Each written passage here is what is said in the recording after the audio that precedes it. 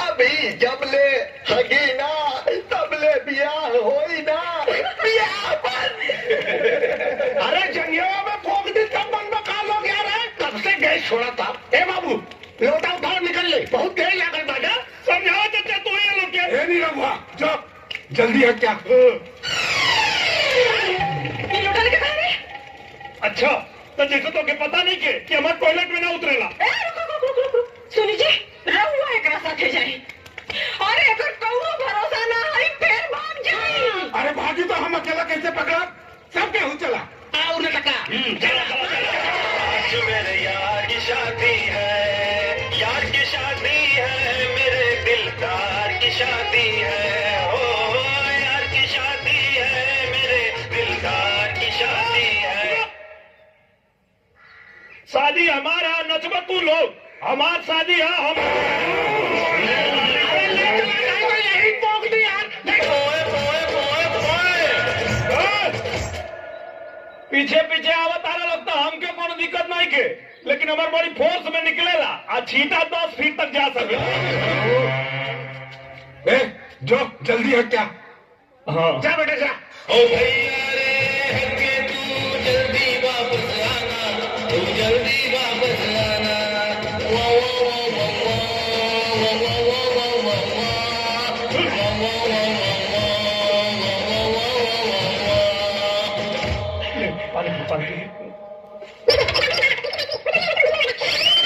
ए महनोई तनी जल्दी करा, मुहूर्त के समय बीतल जात बा। मरने चुप रहा लोग, जैसे मौसम बना था बोल के सटका देता लोग। भगवान जी भाग जात तो मजा आ जाता।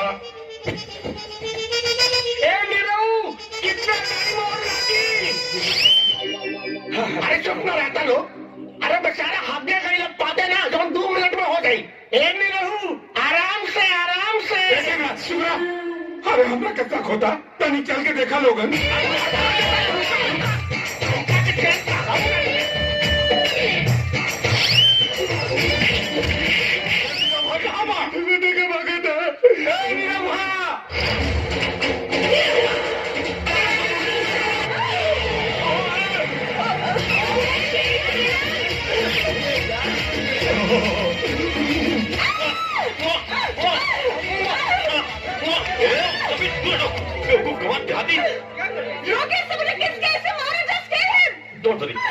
अब देखता हूँ ये बेवकूफ गवार यहाँ से बच के कैसे जाता है।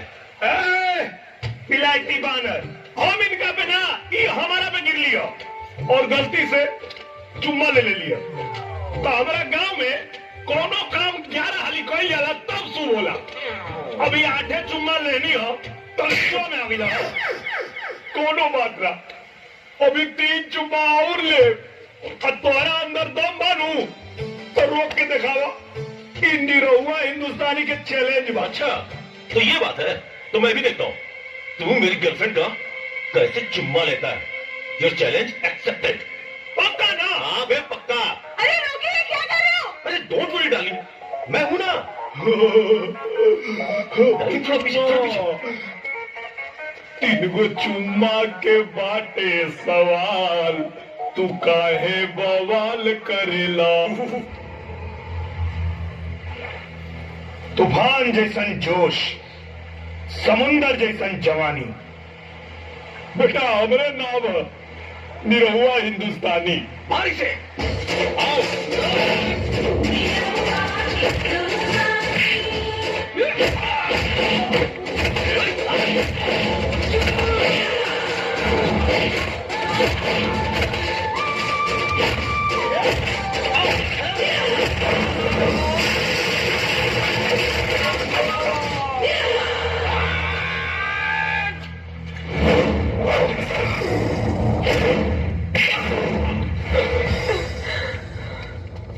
खा करे जा, अब तो चला ही के पड़ी। चला चली गाजीपुर, चला चली गाजीपुर।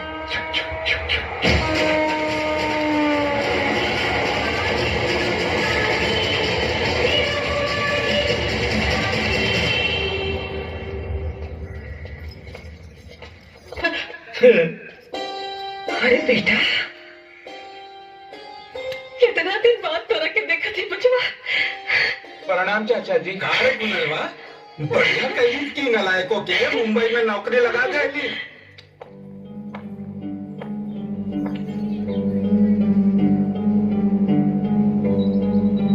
ये क्या बेटा? तुहार बहू रानी।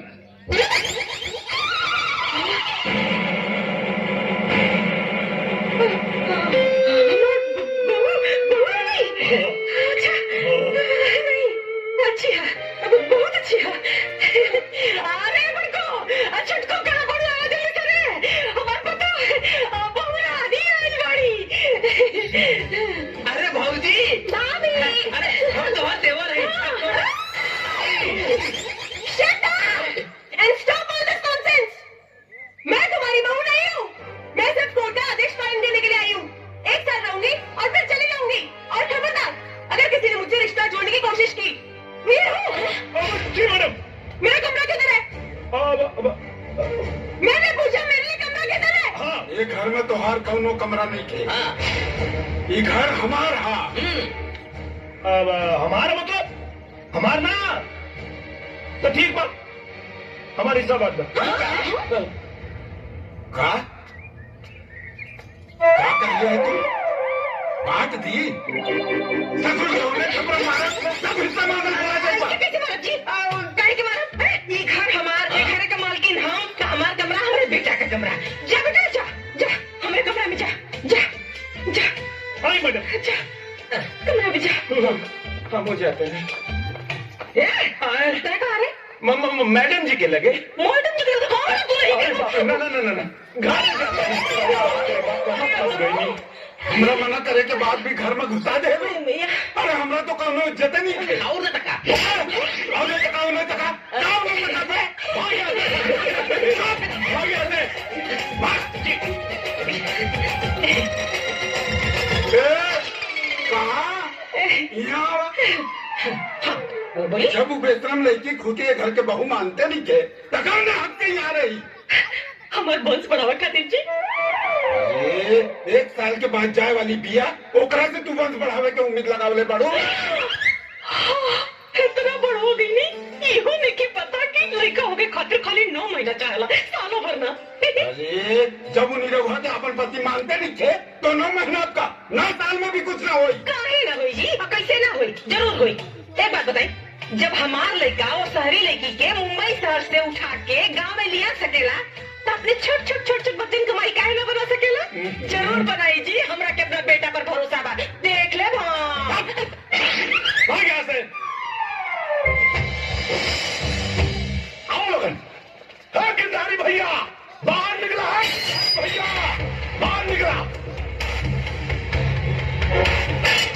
अरे टेंगड़ा कई बारात लेके यहाँ का है आई बड़े।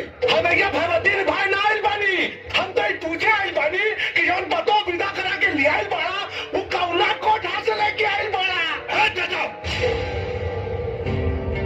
ए टेंगड़ा अपन गंदा जबान के लगाम दे। वो हमार पतो है। पतो? अरे दुद्दू को पतो तो बाहरी घरवा में है भैया। ये कवन लेकर डिजाइन का पतो लेके आइल बाड़ा तू है? न मांग में सेनूर, न नीलाम में सिकुली, न गला में मंगलसूत्र, न हाथ में चूड़ी, न गोड़ में छागल, न आंख में काजल है? ए पारस, हमार पतो चाहे जैसे रहे, अरे तोर काहे करे जा बता था? अरे कहे ना बाती है भौजी, खानदान देख के नु बा इज्जतिया तो हमरो नु जाई। ए चचा, हाँ जब बित्ता बेच के दारू पी गईला तब न खानदान की इज्जत जात रहे। हई देखा उल्टा चोर को डोल के डांटे और लंगटा गांव भर कपड़ा बांटे। ए पंचो बुलाई इनका पतो के और नीमन बाबू जवन फैसला हो रहुए लोग करी बुलाई। ए टेंगड़ा हमार बेटी पता है पर्दा में रह ले। अरे का भैया दाई से पेड़ छुपा होता रहा है? अरे तोरा के बतावा अगर तो भैया आ गई ना तो सारा पोल खुल जाई, पूरा गांव के सामने बेइज्जती हो जाई। हाँ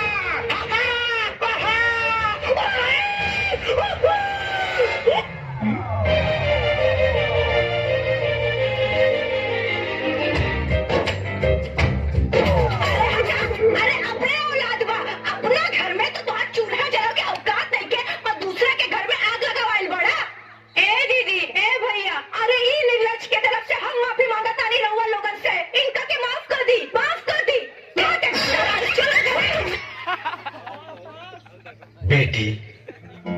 तू हमरा घर के लाज रख ले लू। तोहरा के बहुत बहुत शुक्रिया।